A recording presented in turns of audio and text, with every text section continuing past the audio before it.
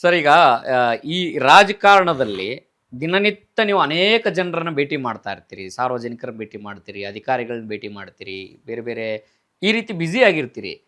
ಇಂತಹ ಬ್ಯುಸಿ ಸಂದರ್ಭದಲ್ಲಿ ರಾತ್ರಿ ಹೊತ್ತು ಮನೆಯವ್ರ ಜೊತೆಗೆ ರಾಜಕಾರಣದ ವಿಚಾರ ಏನಾದರೂ ಡಿಸ್ಕಷನ್ ಮಾಡ್ತೀರಾ ಸರ್? ಮನೆಯಲ್ಲಿ ನೋ ಪಾಲಿಟಿಕ್ಸ್. ಹಾ ನಾವು ಇಲ್ಲಿ ಮಕ್ಕಳು ನನ್ನ ಆರೋಗ್ಯದ ಬಗ್ಗೆ, ಹಾ ಅವ್ರ ಆರೋಗ್ಯದ ಬಗ್ಗೆ, ಹ್ಮ್ ನಮ್ಮ ಫ್ಯಾಮಿಲಿ ವ್ಯವಸಾಯ ಇದು ಅದು ಬಿಟ್ಟು ಬೇರೆ ಪೊಲಿಟಿಕಲ್ ಡಿಸ್ಕಷನ್ ಅಲ್ಲ, ನಿಮ್ಮ ಮಗ ಕಾಂಗ್ರೆಸ್ ಅಲ್ಲಿ ಇದ್ದಾರೆ, ನೀವು JDS ಅಲ್ಲಿ ಇದ್ದೀರಿ. ನಾವು ರಾಜಕೀಯ ಡಿಸ್ಕಸ್ ಮಾಡೋಣ. ಹಾ ನೋ ಪಾಲಿಟಿಕ್ಸ್. ಹಾ ಈಗ ನಾನು ದೇವೇಗೌಡರ ಜೊತೆ ಇದ್ದೀನಿ, ಆದ್ರೆ ನಾನು ಶ್ರೀನಿವಾಸ್ ಪ್ರಸಾದ್ ಖರ್ಗೆ ನನ್ನ ರಾಜಕೀಯ ಗುರುಗಳು ಅಂತೀವಿ.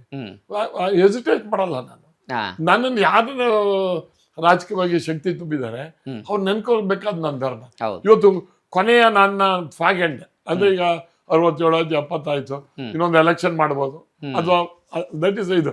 ಈ ಟೈಮಲ್ಲಿ ನನ್ಗೆ ಲೀಡರ್, ನಂಗೆ ದೇವೇಗೌಡರು ಕುಮಾರಸ್ವಾಮಿಯನ್ನ ಯಾಕೆ ಇಷ್ಟಪಟ್ಟೆ ಈಗ ಅಂದ್ರೆ ನನಗೆ ಲೀಡರ್ ಇಲ್ದಲೇ ಬೆಳೆದನು. ನನಗೆ ಲೀಡರ್ ಯಾರು ಅಂದ್ರೆ ಕ್ಷೇತ್ರ ಮತದಾರ ಲೀಡರ್, ನನ್ನ ಸ್ನೇಹಿತರುಗಳೇ ನನ್ನ ಪ್ರೊಟೆಕ್ಟರ್. ಬಟ್ ಈಗ ನನಗೆ ದೈಹಿತವಾದಂತ ಒಬ್ಬ ಲೀಡರ್ ಇದ್ದಾರೆ, ದೇವೇಗೌಡರು ಇದ್ದಾರೆ, ಕುಮಾರಸ್ವಾಮಿ ಇದ್ದಾರೆ. ನನಗೆ ಒಬ್ಬರು ಲೀಡರ್ ಇದ್ದಾರೆ ಅಂತಕ್ಕಂಥದ್ದು ಖುಷಿ ಇದೆ. ಯಾವತ್ತೂ ಒಬ್ಬ ರಾಜಕಾರಣಿ ಬೆಳಿಬೇಕಾದ್ರೆ ಅವ್ರ ಆಬ್ಸೆನ್ಸ್ ಅಲ್ಲಿ ಅವನು ನಮ್ಮ ಹುಡುಗ ಅಂತ ಎಲ್ಲಿ ಹೇಳ್ತಾರೆ ಆಗ ಅವನು ಬೆಳಿತಾನೆ.